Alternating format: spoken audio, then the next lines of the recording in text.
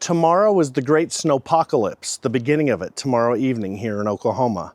Moving into Saturday, snow all day. We're supposed to get maybe 2 or 3 inches, maybe a foot. We don't know. What I do know is that I have a worn ATV snowplow.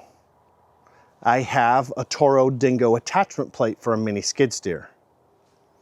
I have those 2 items. I need to connect them to put them on a mini skid so that I can push snow. So here's the plan.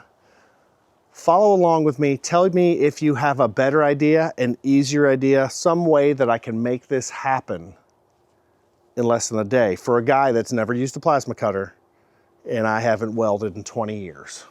So, so give me some help. And if you want to pop by and build it for me, that's fine too. Just kidding, just kidding. This has a snow blade.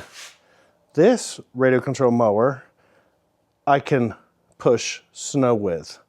So that one, I need to get ready, make sure it's charged up for tomorrow. Because it sounds like tomorrow I might be pushing snow. I think the 480 needs wheels to push snow. This is a blank attachment plate. So I've got that.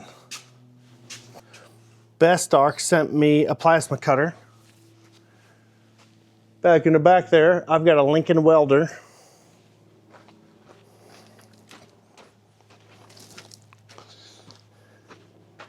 And this is a worn ATV snowplow.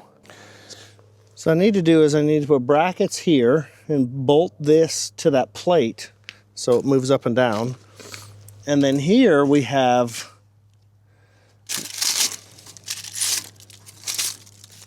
where it hooks up. So I need to, I don't know, somehow hook a chain or something up here. Somewhere here. I need to hook a chain so that I can adjust the height of that and have it hooked on, because it'll just flop down. So I need to hook it up on the front. But yeah, this is a legit snowplow. So it's gonna snow tomorrow and I've got to figure out how to build that. So if you have any comments or suggestions, help me build a snowplow. I don't know if I can, but here's what I'm thinking. I'm gonna go to Home Depot and I'm gonna buy some thick angle, some angle iron. Use the plasma cutter, cut it off, weld it to that blank attachment plate where I need to put it, put a hole through it, probably with a plasma, and put a bolt, nut, washer, all that.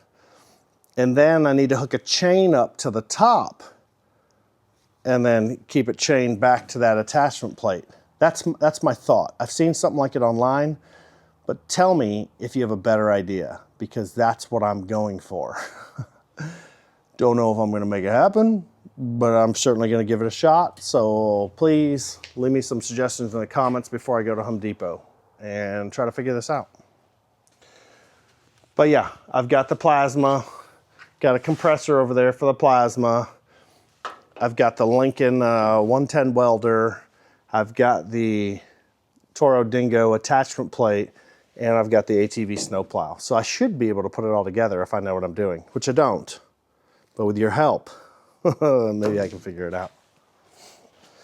So just real quick, call out for some help on this snowplow deal.